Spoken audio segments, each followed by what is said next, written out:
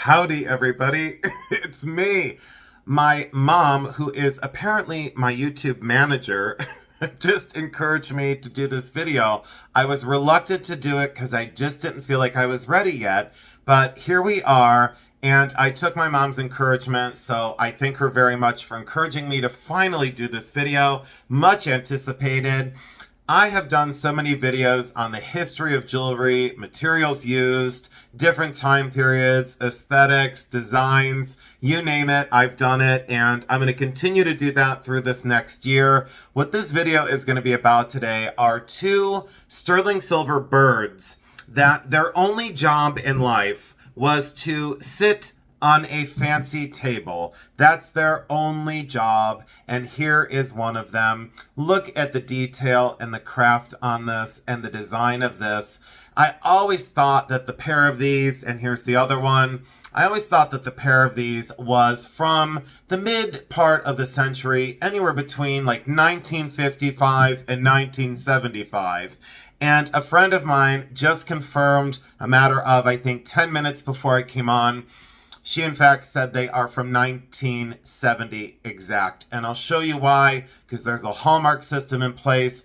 Please stay tuned for the video because you have to know this sterling silver hallmark. A lot of times such things are sold as silver plated, and they're not. They're solid sterling silver. And this little baby quail is exactly 18.5 or I thereabouts anyway, 18.5 ounces of solid sterling silver. Each one is hand chased and hand reposéd in this amazing, high detailed, modeled feathered surface. Look at the lifelike eye, the nose, the beak, the mouth, the thorax, the body, the feet.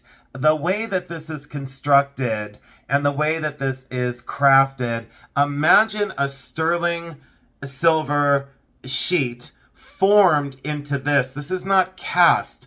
A wax isn't made of this and then invested in metal and poured into. This is labored over. This is raised out of several sheets of sterling silver and then soldered together to create this lifelike bird. Again, let's go in on that and take a look. I hope you can see the four hallmarks right here. 1, 2, 3, and 4. I hope you can see those. And this first one is for Asprey. Asprey and Company. That's A-S-P-R-E-Y. Asprey and Company. I believe the company was founded in like 1781, 1782. I think they've always been an English company, and now I think they're based out of London. If you go over to the Asprey website, you'll be fascinated to see objects of virtue, just like these two little sterling silver birds. I will tell you this much. There was a pair, or is a pair, of Dove sterling silver candlesticks that are priced at a moderate $57,700. There's a Lion champagne cooler or bucket that was priced at $19,000. There's an 18 karat gold diamond bracelet that is absolutely fabulous, covered in blue sapphires. That's $87,000. There's a lady's handbag, a purse, for $31,500. There's so many luxury goods on the website. That's what Asprey Company was known for, is such luxury goods. Who really needs two sterling silver birds to sit on their Thanksgiving table? But I had to have them. I acquired these at an estate sale in Fairlawn, Ohio. I'll do some other finds from that estate sale soon and share a whole bunch more information on some of the things that I found there. But this pair had to come home with me. I absolutely love them. And like I said, I thought they were mid 20th century, and they're actually technically right from 1970. And if you look up, let me get this other bird up here. If you look this one up, oh, I want to lay that one down so it doesn't tip over. And let's go in on this one. Let's take a look. There's the hallmark there. And then these three hallmarks. This is the Lion Passat. And that lion indicates that, that this is sterling silver from London, and the date letter and all this information right here says, I am absolutely made in 1970. And then there's the retail mark of Asprey, London. So look at the detail on this one. Look at the grace and the care and the skill that it took to chase and repousse all those feathers to make them look like they're laying over each other. And this one is at rest. This little quail is just kind of doing its own thing and just at rest, while this other one is ready to try and spread its wings and, either take flight or, just, say that it's proud. Look on the inside of that. Can you imagine these seated on a table and you wouldn't see the underneath side? You would see the feet, you would see the detail on the feet and the legs, but you wouldn't see underneath here. And look at the skill that it took to hand chase and hand engrave that sterling silver wing. I will tell you, these feel like fabric. It doesn't even feel like metal. They're soft, they're supple, they're so well crafted. And I had to bring these on to at least show you some hallmarks to look for. I hope this video is going to be educational and also entertaining for you, so that when you go out to the thrift stores, the flea markets, the yard sales, you'll have another mental note of hallmarks to look for on objects of virtue that are actually solid sterling silver that most of the time are confused for silver plate. I did look up one of these and I found one, it wasn't as large or as heavy, and someone has it listed online on a website right now for $6,100 for one. So if you multiply that times 2, they're approximately $12,000 in this size. There are smaller versions, and there are also kind of off-brand versions that are just German, that aren't London, that aren't from this amazing luxury company.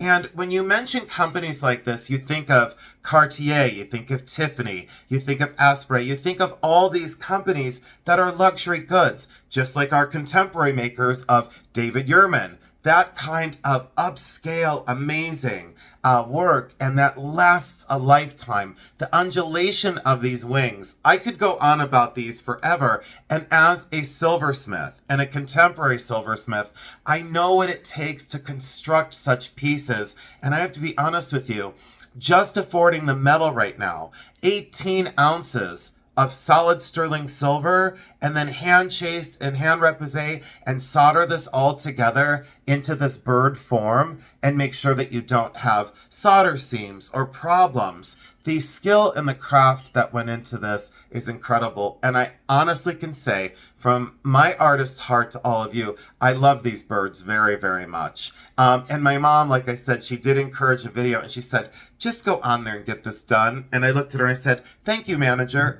Thank you, Manager Adams. So I'm doing this in honor of my mom, because she's been at me and said, please go on there with some of your collectible items and some of your antique and some of your fine art. And I said, Mama, look at my face. I'm tired. And she said, get on there right now.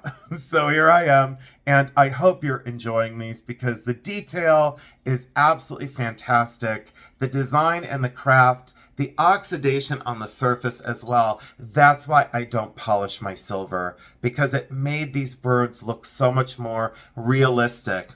I wish I could show you these on the table. Let me see if I can move the camera down and show you a downward angle at them. Hold on one second. So you're all going to laugh. When I paused the video, I yelled over to my mom. I said, how do you like it? And she's like, I love it. So here we are on the table. You can see how graceful, how sensual, how absolutely beautiful and elegant these two birds are. And that's all their job was. That's their full-time job, to sit on a table. They're called table birds. If you look them up, that's their job. That's what they were supposed to do. And think about luxury in the 1970s. These would have been extremely expensive and very rare creations. Not very many were produced, and most certainly not very many are going to still exist. How would that survive the silver rush? You know, when the Hunt brothers, went after the silver market and inflated the silver market so drastically. How did these survive? So there are some seams. You can see where they were chased and reposed and put together, but so well modeled. Again, I could talk about these for another 45 minutes.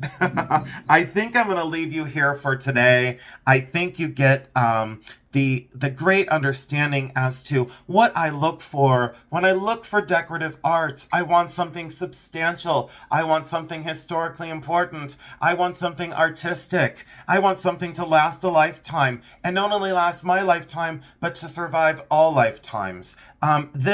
This bird will be here long after I'm gone, and will be passed down amongst generations to make sure that this artistry is never forgotten. I am so honored to own these. I'm so honored to show these to you. And I just ask you to have a wonderful rest of your day. I will be bringing on more videos like this, so please stay tuned. There'll be shorter feeds, hopefully jam-packed with information. And please, please, please look out for that hallmark system right there. Pay attention to the hallmarks on the bottom side. Anywhere that you can find the marks, look for them, hunt them down, commit them to memory, and then once you know it, you'll never forget it. You'll be large and in charge. Can you imagine spending maybe even $1,000 on these and having them worth in excess of $10,000 for that size and that quality? Just incredible. So thank you all so much again for your trust and your kindness. Please continue to like and subscribe and share out my videos. I look forward to 2025 with all of you. Big things planned. Stay tuned. And thank you all so much. I love you because you know that I do.